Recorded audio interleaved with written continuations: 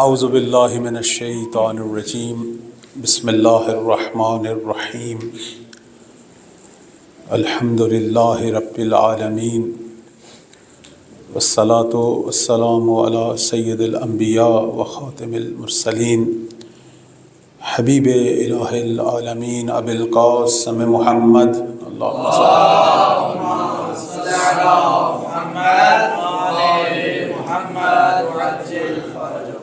وعلی آلہ الطاہرین المعصومین اذهب اللہ عنہم رجس وطہرہم تطہیرا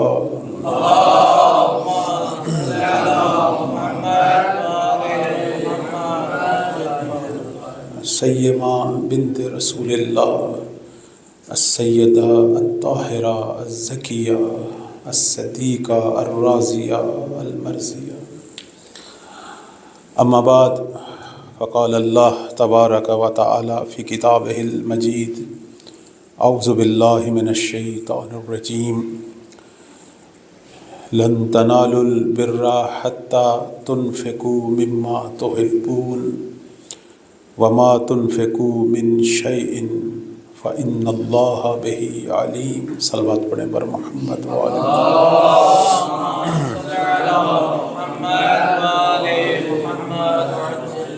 سورہ آل عمران ہے اور اس کی 92 نمبر آیہ مجیدہ۔ پروردگار قرآن مجید کا ایک بہترین اصول بیان فرما رہا ہے۔ قرآن جو ہے وہ اصولوں کی کتاب ہے، کلیات کی کتاب ہے۔ بہت سارے لوگ پوچھتے ہیں فلاں چیز کا ذکر تو قرآن میں نہیں ہے۔ قرآن کلیات کی کتاب ہے، اصول بتاتی ہے، اس کی جزیات اس سے پوچھیں جو پیغمبر نے قرآن کے ساتھ ہمیں عطا کی ہے۔ اس لیے تو فرمایا کہ میں 2 چیزیں چھوڑ کے جا رہا ہوں۔ تو یہ پریشانی ان لوگوں کے لیے ہے کہ جن کے لیے قرآن کافی ہے، لیکن جو ثقلین سے متمسک ہیں ان کو کلیات کا بھی علم ہے اور جزیات کا بھی۔ تو پروردگار فرما رہا ہے اس آیہ مجیدہ کے اندر کہ ہرگز بر تک نہیں پہنچ سکتے۔ بر کیا ہے؟ مفسرین جو ہیں وہ بر کا معنی کرتے ہیں کہ ایک وسیع خیر، وسعت کے ساتھ نیکیاں، وسیع عمل صالح، جس کے اندر جہاد ہے، جس کے اندر بے پناہ ایمانی برکات ہیں، یعنی جو بھی خیر اور سعادت ہے اسے بر کہتے ہیں۔ پروردگار اصول کیا فرما رہا ہے کہ ہرگز بر تک نہیں پہنچ سکتے جب تک اس چیز کو اللہ کی راہ میں خرچ نہ کرو جس سے تم محبت کرتے ہو۔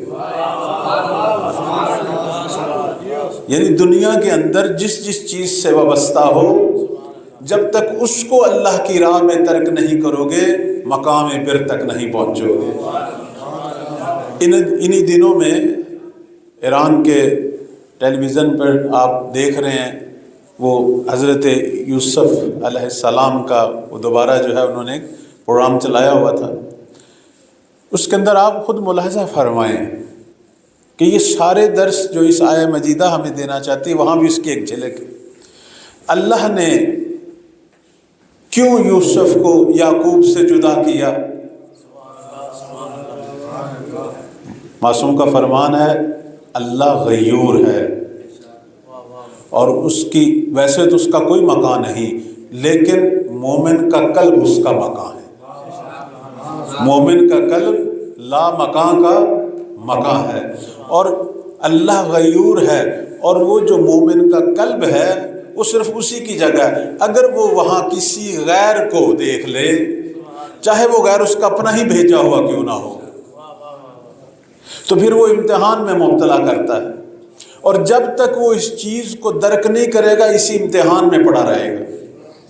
جب تک یعقوب علیہ السلام نے اس چیز کو درک نہ کیا کہ یوسف کی محبت مجھے خدا سے غافل کر سکتی ہے، اللہ نے یعقوب سے یوسف کو جدا رکھا۔ اور جب جناب یعقوب نے یوسف کو اللہ کی محبت پہ قربان کر دیا، خدا نے یوسف کو یعقوب سے ملا دیا۔ اسے کہتے ہیں مقام بر، کہ اگر خیر تک پہنچنا ہے، اگر برکتوں تک پہنچنا ہے، اگر سعادتوں تک پہنچنا ہے، تو جس جس چیز سے محبت ہے اسے اللہ کی راہ میں قربان کرے، اسے قربان کرے۔ اسی ڈرامے میں یا اسی پروگرام کے اندر آپ نے مد مقابل زلیخا کا کردار بھی دیکھا کہ جب تک وہ یوسف کی محبت میں مبتلا رہی، خدا نے اسے یوسف عطا نہیں کیا، چونکہ لفظ عشق ہو یا محبت، اصل میں یہ اللہ کے لیے ہے۔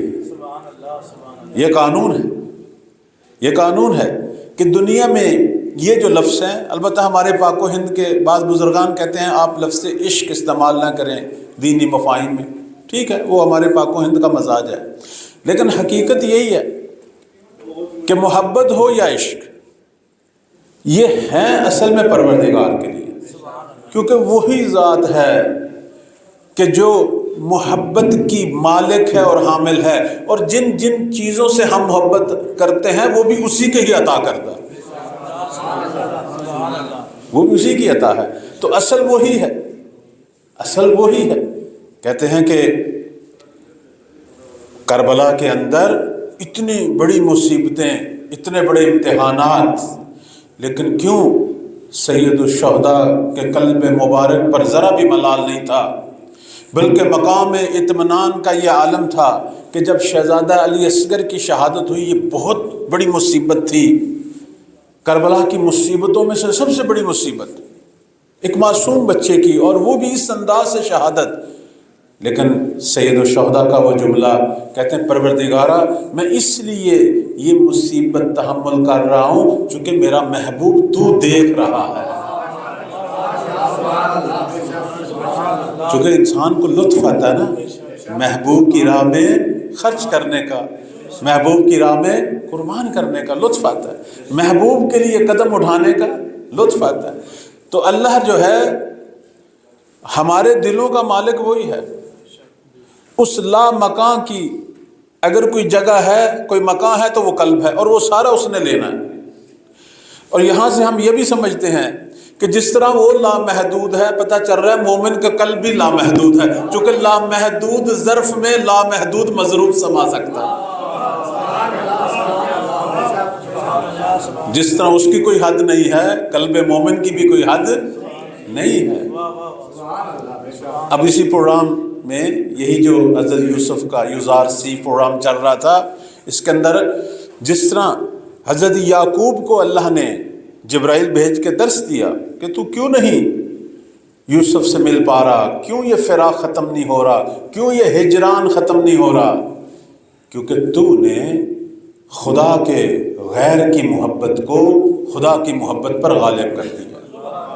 تجھے تو اللہ کے فراق میں گریہ کرنا چاہیے تھا، تو کس کے لیے رو رہا ہے؟ یہ میری عطا ہے، جس کے لیے تو رو رہا ہے یہ میں نے ہی عطا کیا ہے۔ جب یعقوب اس رمز کو سمجھے، فوراً انہوں نے اللہ کے حضور استغفار کیا، اور اس کے بعد پروردگار کو یاد کرنا شروع کیا۔ جیسے جیسے یاد خدا آئی، اسی وقت سے خوشبو یوسف بھی آنی شروع ہو گئی، اور وہ نابینائی جو ختم نہیں ہو رہی تھی 20 سال سے، وہ نابینا آنکھیں بھی اس بینا پروردگار نے بینائی سے بھر دی۔ اور مد مقابل زلیخا کو بھی دیکھیں، زلیخا جب تک یوسف کی محبت میں مبتلا رہی، بے شک حضرت یوسف پیغمبر تھے، بے شک یوسف پیغمبر تھے، زمانے کے ولی تھے، یہ ہمارے لیے بھی درس ہے۔ آخر ولی کی محبت کی ایک حد ہوتی، توجہ ہے نا، ولی سے محبت کی، ولی سے محبت کا مطلب یہ نہیں ہے کہ معبود سے غافل ہو جائیں، اصل نکتہ تو یہی ہے۔ ہاں، ہمارے ہاں ہو تو یہی رہا ہے کہ ہم بے نام ولایت بس اوقات ایسے ایسے کام کر بیٹھتے ہیں جو توحید سے ناسازگار ہوتے ہیں۔ نہیں، اصل میں ولایت توحید کے عرض میں نہیں ہے، اس کے طول میں ہے۔ اصل ولایت میں وہی قائم ہے جو پکا موحد ہے، جس کی توحید میں شک ہے وہ ولایت میں بھی، اس کی ولایت میں بھی شک ہے، وہ ولایت پر بھی ڈگمگا رہا ہے۔ وہ ایک بڑا مشہور جملہ ہے، کہتے ہیں کہ البتہ یہ حکایت ہے، روایت ہے، کہتے ہیں کہ امیر المؤمنین اپنی مناجات میں اکثر اپنے رب سے اظہار عشق کیا کرتے تھے، اظہار محبت کیا کرتے تھے، اور یہ ہمارے لیے بھی درس ہے، اپنے رب سے گفتگو کرنی چاہیے، رب سے مناجات۔ تو اسی مناجات میں ایک دن مولا کائنات نے یہ کہہ دیا، پروردگارا اگر کوئی یہ کہے میں علی کا ہوں لیکن وہ تیرا نہ ہو تو وہ علی کا بھی نہیں، یہ اس کا خیال ہے کہ وہ میرا ہے، جو تیرا نہیں ہے، جو علی کے رب کا نہیں ہے وہ علی کا بھی۔ تو کہتے ہیں اس کے بعد پھر وحی آئی اور رسول کریم صلی اللہ علیہ وآلہ وسلم نے فرمان سنایا مولا کائنات کو کہ اے علی تو نے خلوت میں اپنے رب سے کیا بات کی کہ جبرائیل یہ پیغام لے کے آئے ہیں کہ علی کو کہہ دے کہ اگر تو یہ کہہ رہا ہے کہ اگر کوئی میرا ہو اور تیرا نہیں تو وہ میرا نہیں، تو پھر تو بھی سن لے، اگر کوئی ساری عمر میری عبادت کرے، روزے رکھے، راتوں کو کھڑے ہو کر عبادت کرے، احد پہاڑ جتنا سونا میری راہ میں خرچ کرے اور خانہ کعبہ کا طواف کرتا ہوا رکن و مقام میں قتل ہو جائے میری خاطر، لیکن اگر تیری ولایت نہیں رکھے گا میں بھی اسے جنت کی خوشبو سونگنے دوں۔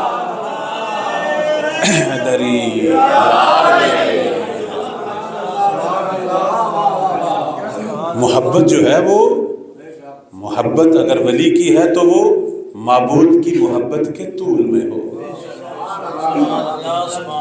جب تک وہ زلیخا محبت کرتی رہی یوسف سے، اگرچہ زمانے کا ولی تھا، لیکن جب تک معبود سے غافل ہو کے ولی سے محبت کرتی رہی، خدا نے اسے ولی سے نہیں ملنے دیا، اسے ولی کی ولایت عطا ہی نہیں کی، اسے ولی سے دور رکھا، ولی سے دور رکھا اسے، اور وہ فراق اسی طرح باقی رہا۔ اور جب اس کو یہ آگاہی حاصل ہوئی کہ پہلے معبود ہے پھر ولی ہے، اور جب زلیخا نے جا کے اپنے قصر کے اندر، اپنے محل کے اندر جھوٹے معبودوں کو توڑا اور کہا آج کے بعد میں یوسف کے خدا کی عبادت کروں گی، تو خدا نے اسے یوسف سے ملا دیا، خدا نے ملایا اسے یوسف سے۔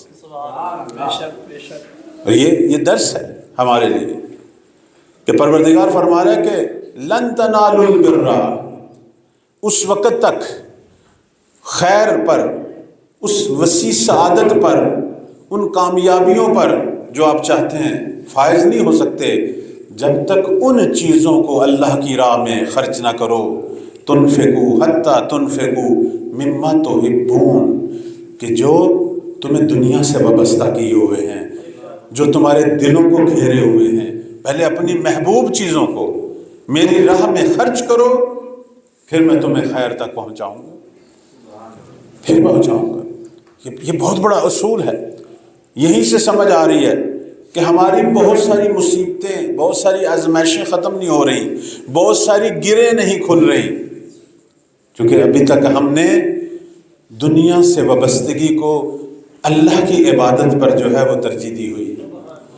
دنیا کی طرف توجہ اتنی بڑھ گئی ہے کہ اپنے رب سے غافل ہے۔ جب رب کی طرف توجہ آئے گی تو یہ دنیا کی بندشیں، یہ گیریں خود بخود ختم ہونی شروع ہو جائیں گی۔ کہتے ہیں کہ نبی کریم صلی اللہ علیہ وآلہ وسلم کے ایک صحابی تھے، اللہم صلی علی محمد ابو طلحہ انصاری ان کا نام ذکر ہوتا ہے۔ مسجد نبی کے سامنے ان کا باغ تھا، بڑا خوبصورت باغ، اور اس باغ کے اندر چشمے، بے پناہ خوبصورت درخت، اور پھر اس کے اندر جو ہیں وہ کمائی کے ذرائع، مشہور واقعہ ہے کتابوں میں۔ حتیٰ کہتے ہیں کہ اتنا خوبصورت باغ تھا اور اتنی بڑی محنت سے اسے بنایا تھا اور اس سے بڑا فائدہ بھی ہوتا تھا اس باغ کی کمائی سے۔ اس کے اندر اس نے پانی کی چھوٹی چھوٹی نہریں جس میں آب زلال، کہ رسول اللہ کبھی کبھی جایا کرتے تھے اس کے باغ میں بیٹھ کر وہ آب زلال سے استفادہ کرتے تھے۔ پیغمبر کو بھی وہ جگہ بڑی پسند تھی۔ جب یہ آیہ مجیدہ اتری سورہ آل عمران کی 92 نمبر آیت، تو اب اس ہستی کا مقام دیکھیں، ابو طلحہ انصاری کا، آ کے رسول اللہ کو کہنے لگا یا رسول اللہ، اس دنیا میں مجھے اس باغ سے زیادہ محبوب کوئی چیز نہیں، اور اگر رب یہ کہہ رہا ہے کہ اگر میرے تک آنا ہے تو اپنی محبوب چیز کو میری راہ میں خرچ کرو، میں یہ باغ اللہ کی راہ میں دے رہا ہوں، میں دے رہا ہوں اللہ کی راہ میں دے رہا ہوں۔ تو میرے پیغمبر نے فرمایا کہ ابو طلحہ، تجھ پر خدا کی رحمتیں نازل ہوں۔ کتنا خوبصورت تم نے معاملہ کیا رب سے کہ تم نے رب کی محبت لے لی، دنیا کی محبتوں کو اللہ کی محبت کی خاطر چھوڑ دیا۔ اس سے بڑھ کر کیا ہو سکتا ہے؟ لیکن اب میں تجھے ایک نصیحت کروں گا، اور یہ ہمارے لیے بھی نصیحت ہے کہ اگر کوئی چیز اللہ کی راہ میں انفاق کرنی ہے، پہلے اپنے خونی رشتہ داروں کے اندر جو مساکین اور محتاج ہیں پہلے ان پر خرچ کر۔ کتنا بڑا درس ہے ہمارے لیے۔ ہم بسا اوقات بڑا کار خیر کر رہے ہوتے ہیں لیکن اپنے عزیزوں کو بھول چکے ہوتے ہیں کہ جب بھی کار خیر کرنا ہے پہلے اپنے عزیزوں کو، اپنے خاندانی مساکین کو، ان کو ترجیح دو، تاکہ قط رحمیاں جو ہیں وہ صلہ رحمیوں میں بدلیں، تاکہ ٹوٹے ہوئے دل پھر جڑیں، تاکہ خونی رشتوں کے تقاضے پورے ہوں۔ چونکہ بس اوقات یہی چیزیں باعث بنی ہوتی ہیں کہ انسان کہتا ہے کہ میں بہت امر خیر کر رہا ہوں لیکن مجھے برکتیں حاصل نہیں ہو رہی۔ بس اوقات اسی وجہ سے رکی ہوتی ہیں کہ امر خیر میں جن لوگوں کو تقدم دینا تھا ہم انہیں تقدم نہیں دیتے۔ دوسری اس کی مثال اسی آیہ کے ذیل میں مفسرین لکھتے ہیں، وہ جناب ابو ذر کا واقعہ۔ کہتے ہیں ایک دفعہ حضرت ابو ذر غفاری رضی اللہ تعالیٰ عنہ، ان کی خدمت میں کوئی مہمان آئے، تو کسی مشکل میں تھے، گھر میں نہیں تھے یا گھر سے نکلنے والے تھے، مہمان پہنچے تو جناب ابو ذر نے کہا آپ مہمان ہیں، مہمانوں کی پذیرائی میرا فریضہ ہے، میرے گھر میں یہ 2 جانور بندھے ہوئے ہیں، آپ کو اجازت ہے آپ انہیں ذبح کریں، ان سے استفادہ کریں، میں ایک مشکل میں پھنسا ہوں، اپنی مشکل حل کر کے واپس آتا ہوں۔ اچھا، اب انہوں نے دیکھا 2 جانور ہیں، 2 اونٹ ہیں، ایک اونٹ کمزور سا ہے اور ایک صحت مند ہے۔ اب ان مہمانوں نے وہ کمزور سا اونٹ جو ہے وہ ذبح کیا یا نہر کیا، اس کے گوشت سے استفادہ کیا۔ جب جناب ابو ذر پلٹے تو فرمایا کہ یہ والا اونٹ جو صحت مند تھا اس کو کیوں نہیں تم نے استفادہ کیا، اسے کیوں نہیں نہر کیا؟ انہوں نے کہا کہ یہ ہم نے آپ کی ضرورتوں کے لیے رکھ دیا۔ تو جناب ابو ذر کا یہ جملہ لکھا ہوا ہے، کہنے لگے تمہیں پتہ ہے میری ضرورتوں کا دن کون سا ہے؟ میری ضرورتوں کا دن وہ ہوگا جب میں قبر میں ڈالا جاؤں گا۔ میری خواہش یہ تھی کہ آپ اس اونٹ کو جو ہے وہ نہر کرتے، اس سے استفادہ کرتے۔ یہ درس ہے ہمارے لیے کہ جب تک دنیا سے وابستگی والی محبوب چیزیں، یہاں سے سمجھ آتی ہے کہ امیر المومنین نے کس کو طلاق دی۔ بس اوقات ہم اہل منبر جو ہیں وہ درست اس معنی کی تفہیم نہیں کر پاتے، ہم کہتے ہیں مولا نے دنیا کو طلاق دی، نہیں، دنیا سے وابستگی کو طلاق دی۔ یہ جو 3 طلاقیں دی ہیں یہ دنیا سے وابستگی کی طلاقیں ہیں کہ ہر اس چیز کو طلاق دے رہا ہوں جو مجھے میرے رب سے غافل کر رہی ہے۔ اصل حقیقت یہ ہے نہ کہ خود دنیا تو بری چیز ہی نہیں ہے، دنیا تو مزرعۃ الآخرہ ہے، دنیا ہوگی تو آخرت ہوگی، آخرت تک جانے کا راستہ دنیا ہی تو ہے۔ بلکہ قرآن میں اللہ نے دنیا مانگنے کو باقاعدہ دعاؤں میں قرار دیا، ربنا آتنا فی الدنیا حسنہ۔ دنیا بری چیز نہیں ہے، دنیا سے استفادہ، دنیا سے ہمارا معاملہ، اس کے اندر اگر ہم خدا سے غافل ہو رہے ہیں یہ بری چیز ہے۔ امیر المومنین نے دنیا کی وہ وابستگی جو مجھے ایک لحظہ بھی خدا سے غافل کر دے، اسے چھوڑا ہے، دنیا کو نہیں چھوڑا، ہرگز دنیا کو نہیں چھوڑا، بلکہ اتنی مدح ہے دنیا کی. اور یہ جہاں تو اللہ کا بنایا ہوا جہاں ہے، یہیں سے ہماری زندگی کا آغاز ہے. جہاں برا نہیں ہے، جہاں سے وابستگی بری ہے، یہ ہے اس کے اندر اصل نقطہ.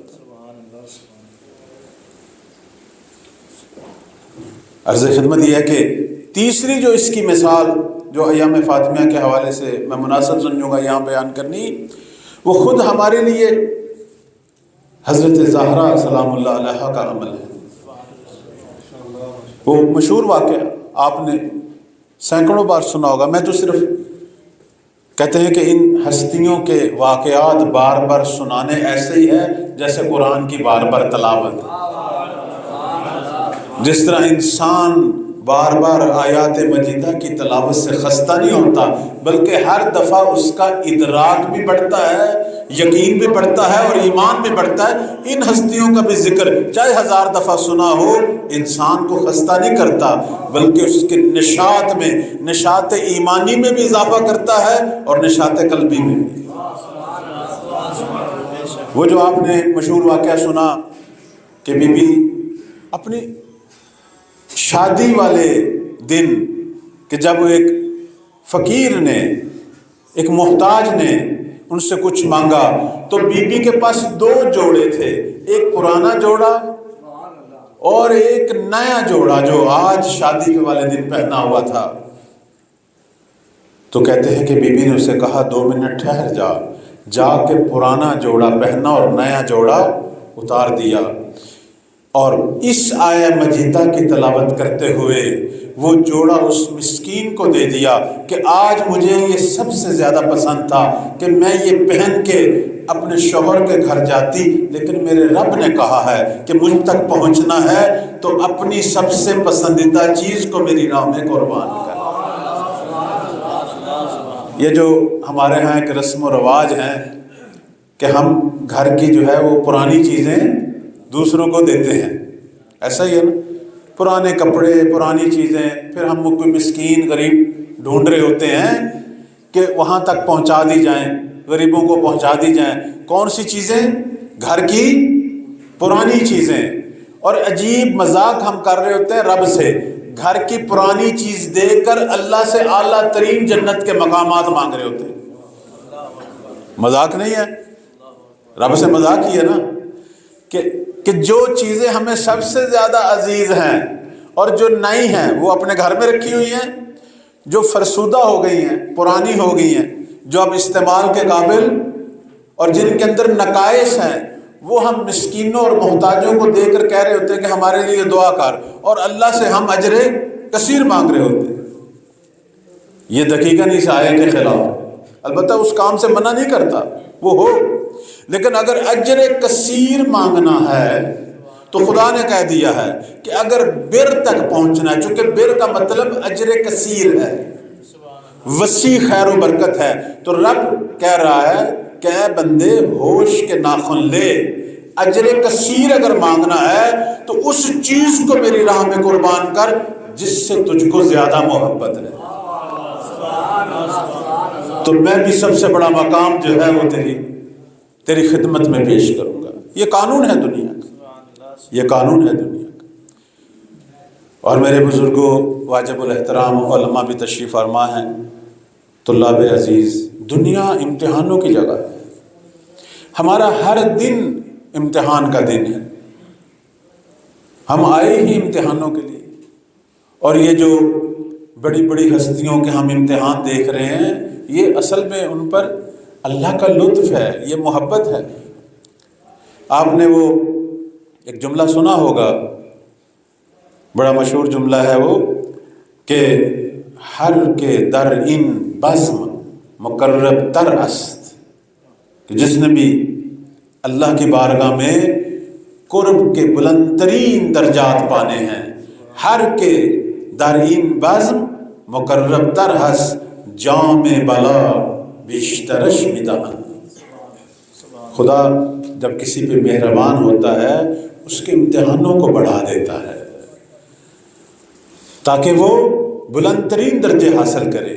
یہ جو بڑے بڑے امتحان آئے ہیں بڑی بڑی ہستیوں پہ، یہ وہ بلائیں نہیں ہیں جو ہم سمجھ رہے ہیں، بلکہ یہ تو ہمارے لیے بھی اسوہ ہے، ہمارے لیے بھی درس ہے کہ ہم نے اس کے اندر ان ہستیوں کی صبر و استقامت کو دیکھنا ہے، لیکن خود ان کے لیے یہ اللہ کی بارگاہ میں بلند ترین درجات پانے کی مواقع ہیں۔ یہ جو بڑے بڑے امتحانات ہم دیکھ رہے ہیں بڑی بڑی ہستیوں کے، لیکن ایک چیز جو میں آپ کی خدمت میں آج بیان کروں گا وہ یہ ہے کہ ہم سارے آئے اس دنیا میں اپنے امتحان دیں اور آخرت کے بلند ترین درجے پائیں۔ کہتے ہیں کہ ایک ہستی ایسی ہے کہ جو اس قانون سے مستثنا ہے، ایک ہستی، اور وہ ہستی کون ہے؟ وہ وہی بی بی ہے کہ جن کے ایام ہم منا رہے ہیں۔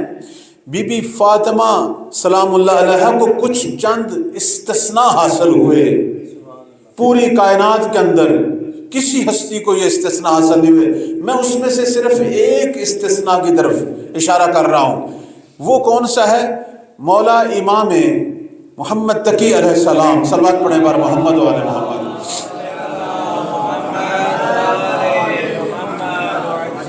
انہوں نے بی بی کا جو مشہور زیارت نامہ ہے یہ ہمارے 9ویں امام نے بیان فرمایا۔ اب آپ خود غور فرمائیں، آپ سب اہل علم ہیں، اہل فضل ہیں، تمام معصومین کے زیارت نامے کہاں سے شروع ہو رہے ہیں؟ سلام سے، جس میں حضرت آدم پر سلام ہے، حضرت نوح پر سلام ہے، حضرت ابراہیم پر سلام ہے، یہاں سے شروع ہوتے ہیں تمام زیارت نامے۔ پھر پیغمبر پر سلام ہے، پھر باقی معصومین پر، پھر اس ہستی پر۔ لیکن واحد زیارت نامہ حضرت صدیقہ طاہرہ کا کہ جو اس انداز سے شروع ہو رہا ہے، یا ممتحنۃ امتحنک اللہ الذی خلقک، یہ ہمارے 9ویں امام نے بیان کیا ہے۔ زیارت نامہ آپ بشک آج ہی دیکھ لیں، یا ممتحنۃ امتحنک اللہ الذی خلقک قبل ان یخلقک فوجدک لما امتحنک صابرا۔ عجیب زیارت نامہ ہے۔ ترجمہ کیا ہے؟ اے وہ ہستی، دیکھیں پھر دوبارہ دوہرا رہا ہوں، سب ہستیاں آئیں دنیا میں، یہاں سے ان کے امتحان شروع ہوئے اور پھر وہ آخرت کے درجے پا رہی ہیں۔ ایک ہستی ایسی آئی ہے کہ ہمارے 9ویں امام فرما رہے ہیں کہ یا ممتحنۃ امتحنک اللہ، اے وہ ہستی کہ جس کا امتحان اللہ نے خلقت سے قبل لے لیا۔ توجہ فرما لیں، آپ جائیں زیارت نامہ پڑھیں۔ بی بی کا یہ مقام ہے کہ اللہ تعالیٰ نے دنیا میں آنے سے پہلے فاطمہ کے سارے امتحان لے لیے۔ عالم ذر سے جو سفر شروع ہوا، بی بی کے امتحانات شروع ہوئے۔ یہ واحد زیارت نامہ ہے، کسی ہستی کا ایسا زیارت نامہ نہیں۔ مولا فرما رہے ہیں ہمارے 9ویں امام کہ یا ممتحنۃ، اے وہ امتحان دینے والی ہستی کہ جس کا اللہ نے امتحان لیا۔ کب؟ امتحنک اللہ الذی خلقک، تیرا امتحان کس ہستی نے لیا؟ اس ہستی نے، اس پروردگار نے کہ جس نے تجھے خلق کیا۔ کب لیا؟ قبل ان یخلقک، قبل اس کے کہ خدا تجھے دنیا میں لائے۔ اے فاطمہ، تو اللہ کے سارے امتحان دے چکی تھی اور پھر نتیجہ بھی لے چکی تھی۔ نتیجہ کیا ہے؟ 9ویں امام فرما رہے ہیں فوجدک لما امتحنک صابرا، جب بھی اللہ نے فاطمہ تیرا امتحان لیا اس دنیا میں آنے سے پہلے، خدا نے تجھے ہمیشہ صابر پایا۔ یہ خاص استثناء ہے۔ اب اس کے ذیل میں علماء نے گفتگو کی کہ کیوں پروردگار نے بی بی کا پہلے امتحان لیا دنیا میں آنے سے پہلے، اس کی وجہ کیا تھی؟ اب یہاں ہمیں وہ ساری چیزیں سمجھ آئیں گی جو بعض کا سمجھ نہیں آتی۔ اس لیے لیا کہ اللہ ایک ایسی ہستی کو بھیج رہا ہے کہ جس کی گود میں سید شباب اہل جنت نے پرورش پانی ہے، ایک ایسی ہستی کو بھیج رہا ہے کہ جو اپنے زمانے کے نبی کی ام ابیہا کہلانے والی ہے، ایک ایسی ہستی کو بھیج رہا ہے کہ جو زمانے کے ولی کی سب سے بڑی ناصرہ بننے والی ہے، ایک ایسی ہستی کو بھیج رہا ہے کہ جس نے قیامت تک آنے والی سب حجج پر حجت بننا ہے، ایک ایسی ہستی کو بھیج رہا ہے کہ اس وقت بھی دنیا کا سب سے بڑا امام، کہ جس نے شر کو گر پر الہی حکومت قائم کرنی ہے، وہ بھی یہی کہہ رہے ہیں کہ میں مہدی کے لیے اگر کوئی ذات اسوہ حسنہ ہے تو وہ بنت رسول ہے۔ فرماتے ہیں کہ ان لی فی بنت رسول اللہ اسوۃ حسنہ، اس لیے کہتے ہیں کہ اس لیے نویں امام نے یہ جو زیارت نامہ بی بی کا بیان کیا، فرمایا ہم سب دنیا میں آئے یہاں امتحان دے، لیکن ہماری ماں زہرا وہ ہے کہ یا ممتحنہ امتحنک اللہ الذی خلقک قبل ان یخلقک، کہ فاطمہ ہماری مادر وہ ہستی ہے کہ جس کو یہ استثناء حاصل ہوا ہے کہ وہ دنیا میں آنے سے پہلے امتحان بھی دے چکی ہے اور کامیاب بھی ہو چکی ہے۔ یہ مکان ہے کیونکہ بی بی اس دنیا میں، اس دنیا کے اندر ان کی بھی ماموریت تھی، وہ اپنی ذمہ داریاں لے کے آئی تھی، وہ اپنی ذمہ داری لے کے آئی تھی۔ آپ نے ملاحظہ فرمایا ہوگا کل عمر مبارک بی بی کی 18 سال سے زیادہ نہیں، مشہور قول تو یہی ہے 18 سال سے زیادہ نہیں۔ اب ہم عربوں کا جو رواج ہے اس میں ہم دیکھتے ہیں کہ 9 سال کی عمر میں بچی بالغہ ہوتی ہے، یعنی وہ جو مکلف عمر مبارک ہے بی بی کی وہ 9 سال سے زیادہ نہیں ہے، لیکن ان 9 سالوں میں البتہ ہمارا تو عقیدہ ہے کہ یہ ہستیاں عمر یہاں کوئی معنی نہیں رکھتی، ہمارا عقیدہ یہی ہے کہ یہ عمر معنی رکھتی، لیکن ان 9 سالوں میں اگر ہم عرف کے مطابق بھی چلیں، ان 9 سالوں میں فاطمہ تم نے کیا کیا؟ یہاں تو حوا بھی آئی تھی، یہاں تو آسیہ بھی آئی تھی، یہاں تو مریم بھی آئی تھی، یہاں خدیجہ بھی آئی تھی، لیکن تو نے کیا کیا کہ پروردگار کو اولین و آخرین میں اگر کوئی سیدہ نساء عالمین نظر آئی تو نظر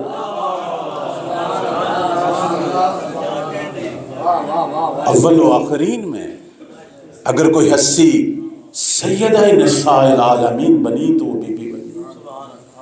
کیا عظمتیں تھی! ہم یہ کہہ تو دیتے ہیں کہ بی بی ام ابیہا تھی، یہ کہنا کوئی معمولی کام نہیں، خود ہمارے رسول کا طرز عمل تو دیکھیں بی بی کے ساتھ، اپنی بیٹی ہے لیکن اس بیٹی نے کیا مقام پایا کہ جب باپ کے پاس جاتی ہیں باپ کھڑا ہو جاتا ہے، سردار انبیاء ہے، خود اس کا بھی نبی ہے، یہ بھی اس کی امت کا ایک فرد ہے، لیکن کہتے ہیں، اور یہ روایت کس نے کی ہے؟ ام المومنین حضرت عائشہ نے، کہتی ہیں کہ میں نے جب بھی دیکھا فاطمہ آ رہی ہوتی ہیں محمد کھڑے ہو جاتے ہیں، اپنی بیٹی کے احترام میں کھڑے ہو جاتے ہیں۔ لوگ تو ماں باپ کے احترام میں کھڑے ہوتے ہیں، لیکن یہ کیسا احترام ہے! اور صرف کھڑے نہیں ہوتے، کہتی ہیں میں دیکھ رہی ہوں استقبال میں چند قدم آگے بھی بڑھتے ہیں، اور صرف آگے نہیں بڑھتے بلکہ خود بڑھ کر سلام کرتے ہیں بیٹی کو،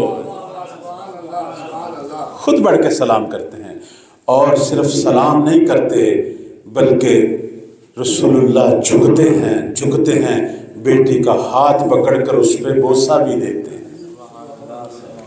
کہتے ہیں کہ جتنی دفعہ بھی ہمارے نبی مدینہ سے نکلے ہیں، جتنی دفعہ بھی جنگ کے لیے کسی سفر میں، آخری فرد جس کو مل کے جاتے تھے وہ فاطمہ تھی، آخری فرد۔ انسان جیسے ماں باپ کو آخر میں سب سے ملتا ہے، آخری زیارت ماں باپ کی کر کے جاتا ہے، ایسے ہی ہے نا دنیا کی روٹین، لیکن پیغمبر اسلام آخری شخص جس کی زیارت کر کے جاتے تھے وہ فاطمہ کا گھر تھا، اور جب کہیں سے آتے تھے سب سے پہلے آ کے جس کا چہرہ مبارک دیکھتے تھے وہ بھی اپنی بیٹی فاطمہ تھی۔ یہ ہے ام ابیہا۔ میں بس مختصر کر رہا ہوں، ٹائم میں محدودیت کی بنا پر۔ مولا علی مرتضیٰ سے پوچھا گیا بی بی فاطمہ کے بارے میں بتائیں، مختصر سا جملہ ہے لیکن ہمارے لیے درس۔ میں کوشش کرتا ہوں ان فضائل کی طرف اشارہ کروں جو درس بھی رکھتے ہیں، ورنہ یہ ہستیاں تو فضائل کا سمندر ہے، یہاں تو کوئی انتہا ہی نہیں ہے۔ فرمایا میں اگر فاطمہ کی مختصر سی فضیلت بتاؤں تو میں یہی کہوں گا کہ فاطمہ وہ تھی جو اللہ کی راہ میں میری بہترین یاور و مددگار تھی۔ وقت کی حجت فرما رہے ہیں، وقت کی حجت۔ اور بی بی سے بڑھ کر کس نے نصرت کی مولا علی کی؟ کس نے کی نصرت؟ لوگ کہتے تھے جب بی بی جایا کرتی تھی امیر کائنات کے لیے بیعت کے لیے جایا کرتی تھی، انصار کے گھروں کا دروازہ دستک دیتی تھی، بس اوقات لوگ پوچھ لیتے تھے، کہتے تھے کہ اے رسول اللہ کی بیٹی، تو جس کی بیعت کے لیے آ رہی ہے وہ تو آ کے ہم سے بیعت نہیں مانگتے، آپ آ رہے ہیں، آپ ان کے لیے آ رہے ہیں۔ تو فوراً فرمان سنایا کرتی تھی کہ میں نے اپنے بابا پیغمبر سے یہ سنا کہ مثل الامام مثل الکعبہ۔ یہ روایت، یہ حدیث بی بی فاطمہ سلام اللہ علیہا سے نقل ہوئی ہے، تو فرمان پیغمبر کا ہے۔ فرماتی ہے کہ میں نے اپنے بابا سے سنا کہ امام کی مثال کعبے کی مانند ہے، اذ توتا لا تاتی، کعبہ وہ ہوتا ہے کہ جہاں جایا جاتا ہے، کعبہ چل کے نہیں آتا۔ یعنی امام کی یہ عظمت یہ بی بی نے بیان کی، یہ عظمت ہے۔ اور یہ ہمارے لیے درس ہے کہ آج بھی حجت خدا موجود ہے، اس کی نصرت جب تک ہم نہیں کریں گے ظہور نہیں ہوگا۔ لوگ پوچھتے ہیں کہ مولا ظہور کیوں نہیں کر رہے؟ لوگ انتظار کر رہے ہیں کہ مولا آئیں، خود ظہور کریں، مولا آئیں۔ بی بی پہلے ہی بیان کر چکی ہیں کہ تم کو علی کے پاس جانا پڑے گا، علی تمہارے پاس، مہدی کو معرفت کے ذریعے ڈھونڈو، خود مہدی کے پاس جاؤ، خود اپنے امام کو ڈھونڈیں، اپنے اعمال میں، اپنے افکار میں خود مولا کو ڈھونڈو۔ وہ علی بن مہزیار کی ملاقات، اس موقع پر میں وہ اشارہ کرتا ہوں اکثر، جناب علی بن مہزیار جس نے 20 حج کیے، اور ان جو حج کیے اس میں ایک ہدف یہ بھی تھا کہ میں وقت کے امام کا دیدار کروں۔ ہر دفعہ چونکہ یہ ہماری احادیث میں ہے، روایات میں ہے، جو مولا کے دوسرے نائب خاص تھے جناب محمد بن عثمان عمری رحمۃ اللہ، دوسرے نائب خاص ہیں، یہ ان سے روایت نقل ہوئی ہے کہ امام وقت بھی حج کے موقع پہ وہیں ہوتے ہیں جہاں مومنین ہوتے ہیں، امام زمان وہیں ہوتے ہیں، مینا میں ہوتے ہیں، عرفات میں ہوتے ہیں، مکہ میں ہوتے ہیں۔ اور پھر فرمایا کہ وہ آپ کو دیکھتے بھی ہیں، آپ بھی انہیں دیکھتے ہیں، وہ آپ کو سلام کرتے ہیں، آپ جواب دیتے ہیں، فرق یہ ہے وہ تو آپ کو پہچانتے ہیں لیکن آپ انہیں نہیں پہچانتے۔ اب علی بن مہزیار کہتے ہیں میں نے 20 حج کیے اور میری ایک خواہش تھی کہ میں زمانے کی حجت کو دیکھوں، ان کا دیدار کروں، لیکن یہ پوری نہیں ہوئی۔ اب یہ واقعہ موجود ہے، آپ گوگل پہ سرچ کریں، موجود ہے واقعہ۔ میں صرف موضوع کی مناسبت سے کہ بی بی نے جو ہمیں درس دیا وہ یہ ہے کہ خود امام تک پہنچو، یہ نہ انتظار کرو کہ وہ خود ظہور کریں۔ اللہ کیوں نہیں ان کو ظاہر کر رہا؟ اللہ نے اپنا کام 1100 سال پہلے کر دیا، مہدی بھیج دیا، مہدی موجود ہے، خدا کی دی ہوئی ساری طاقتوں کے ساتھ موجود ہے۔ میں یوں کہوں گا کہ کربلا میں حسین موجود ہے، استغاثہ ناصرین کے لیے ہو رہا ہے،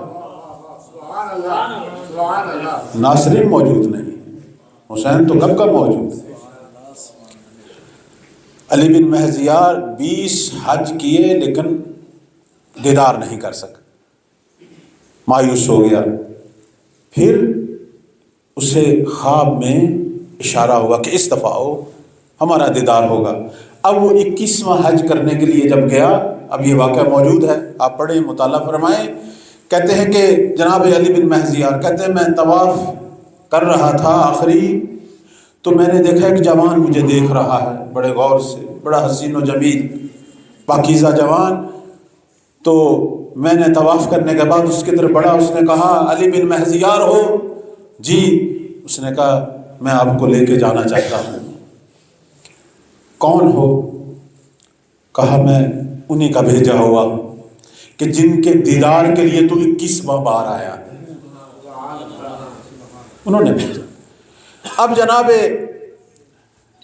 علی بن مہزیار کہتے ہیں کہ میں چل پڑا۔ وہ خود بیان کرتے ہیں، میں تو واقعے کو بس تلخیص کر رہا ہوں، شاید ٹائم ختم ہونے والا ہے۔ وہ کہتے ہیں کہ میں بھی اس کے ساتھ چل پڑا، مکہ سے نکلے۔ اب مجھے نہیں سمجھ آ رہا تھا منزلوں پر منزلیں کیسے طے ہو رہی ہیں، مجھے یہ نہیں پتہ چل رہا تھا کہ میں زمین پر ہوں یا ہوا میں اڑتا ہوا جا رہا ہوں۔ آخر میں اس جگہ پہ پہنچا، اس وادی ایمن میں پہنچا، رات کا ٹائم تھا، ایک صحرا تھا، اور صحرا میں ایک خیمہ تھا کہ جو نور میں غرق تھا۔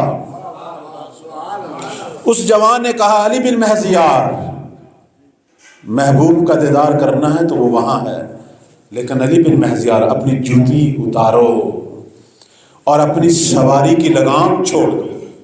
کہنے لگا اس پہ میرا سامان ہے، توجہ ہے، میرا سامان ہے۔ اس نے کہا دنیا کی یہی محبتیں تو ہیں جو تیرے اور تیرے امام کے درمیان حجاب ڈالے ہوئے ہیں۔ کیوں نہیں امام کی زیارت ہوتی؟ کیوں نہیں زیارت ہوتی؟ پہلے ہماری خواہشات تو پوری ہو۔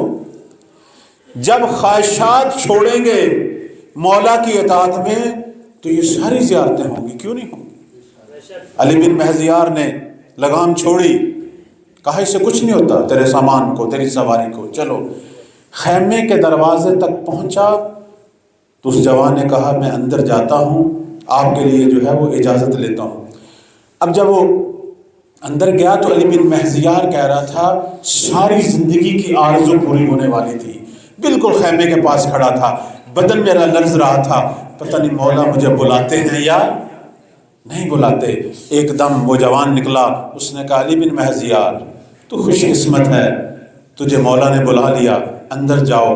اندر جب جاتا ہے تو کہتے ہیں سامنے ایک چٹائی بچھی ہوئی تھی اور اس پہ وہ ہستی بیٹھی تھی، اور ان کے حسن و جمال کو بیان کرتا کرتا رو پڑتا ہے، کہتا بس میں ایک نگاہ زہرا کے بیٹے پہ کی اور میں زمین پہ گر گیا، مجھ میں تاب نہیں تھی دوبارہ دیکھنے کی، تو مولا کی آواز آئی، اور یہ آواز صرف علی بن مہزیار کو نہیں، یہ ہم اور آپ کو بھی آ رہی ہے کہ اے علی بن مہزیار تم نے آتے آتے اتنی دیر کیوں کر دی؟ تجھے پتہ ہے میں کتنے سالوں سے تیرا انتظار کر رہا ہوں، کتنے سالوں سے۔ یہ رونے لگ گیا، کہنے لگا مولا کتنے سالوں سے؟ میں 20 سال سے آ رہا ہوں، لیکن مجھے کسی نے بتایا نہیں آپ کہاں ہیں، اس دفعہ پتہ چلا بس۔ کہا کیسے تجھے کوئی بتائے؟ اب یہ جملہ ہے جو کتابوں میں نقل ہوا، میں اسے لکھ کے لایا ہوں۔ فرماتے ہیں کہ اکثرتم الاموال، علی بن مہزیار کیسے تمہیں مہدی نظر آئے جب تم شیعوں کی فکر ہی صبح و شام پیسہ کمانا ہو گئی۔ یہ درد ہے میرے مولا کا کہ جب تمہارا ہم و غم ہی پیسہ ہے، مال ہے دنیا کا، اور کوئی ہدف رہ ہی نہیں گیا۔ وَقَطَعْتُمُ الرَّحْمَ، اور اس سے بڑھ کر جو ظلم ہے تم نے قطع رحمی شروع کر دی، اپنے مسکین، اپنے محتاج عزیزوں رشتہ داروں پر رحم کرنا چھوڑ دیا۔ الذی بینکم، حالانکہ تمہارے درمیان رشتہ رحم تھا، صلہ رحمی کرنے کا تعلق تھا، جسے تم نے قطع رحمی سے توڑ دیا۔ فرماتے ہیں فَأَيُّ عُذْرٍ لَكُمْ الْآن، اب مجھے بتا علی بن مہزیار تجھے میں کیسے نظر آتا، کیسے میرا دیدار نصیب ہوتا؟ میرے عزیزوں بزرگوں، میں یہیں پہ بات ختم کر رہا ہوں۔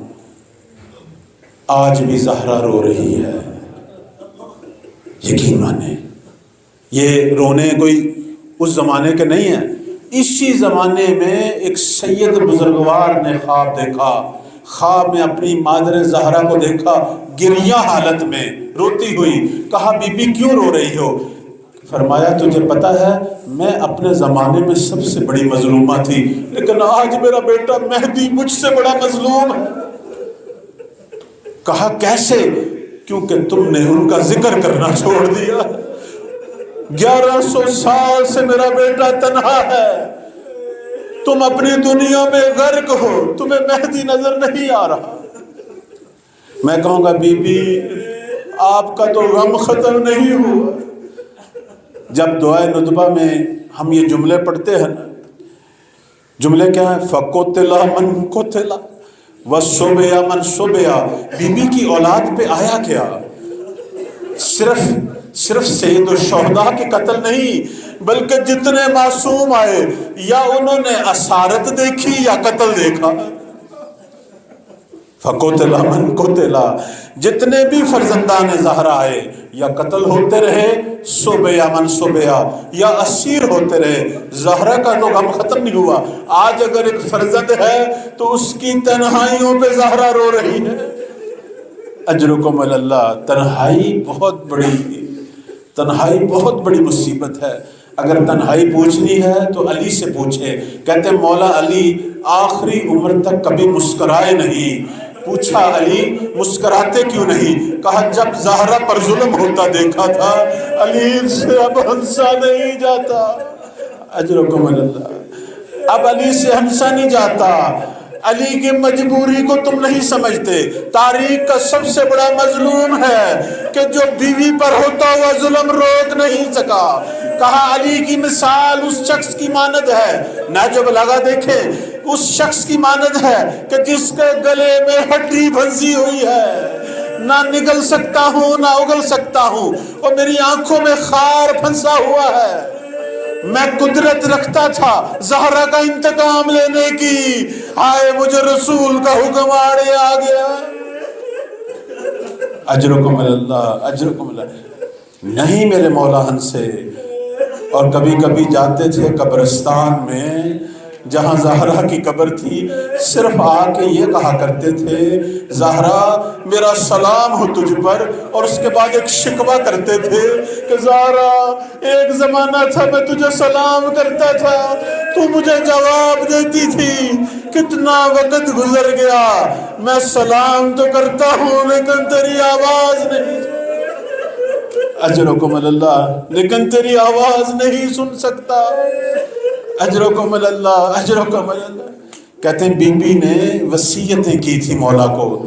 ایک بہت بڑے عالم ایت اللہ مجتہدی فرما رہے تھے کہ یہ جو مشہور وصیت ہے جو ہم مسائل میں پڑھتے ہیں، کہ جو بی بی فرما رہی ہیں کہ یا علی غسلنی وکفنی باللیل، علی مجھے رات کی تاریکیوں میں غسل دینا، مجھے رات کی تاریکیوں میں کفن دینا۔ آیت اللہ مجتہدی کہہ رہے میں نے بڑا سوچا، صرف مجھے یہی سمجھ آیا کہ بی بی نے یہ خاص وصیت اس لیے کی تھی کہ علی میرے بدن کے زخم نہ دیکھے، نہیں تو علی کا صبر ٹوٹ جائے گا۔ اجرکم علی اللہ، نہیں تو علی کا صبر ٹوٹ جائے گا۔ جب میرے بدن کے زخم دیکھیں گے علی کی شاید برداشت ختم ہو جائے۔ اور ہوا بھی ایسے ہی۔ کہتے ہیں وصیت پہ عمل کرتے ہوئے مولا نے جب رات کی تاریکیوں میں غسل دینا شروع کیا، خود غسل دیا۔ بی بی اسما تو مدد کر رہی تھی۔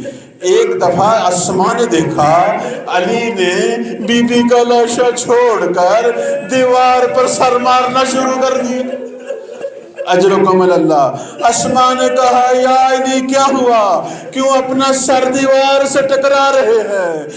مولا علی کے گریے کی آواز بلند ہوئی، کہنے لگے میں نے غسل کرتے ہوئے میرا ہاتھ وہاں لگا ہے کہ جہاں زخم ہے، جہاں ورم ہے۔ زہرا نے مجھے بتایا ہی نہیں کہ اپنے بدن پر زخم لیے ہوئے تھی، لیکن علی کو نہیں بتایا۔ اجرکم علی اللہ، اجرکم علی اللہ، علی لعنت اللہ علی الظالمین۔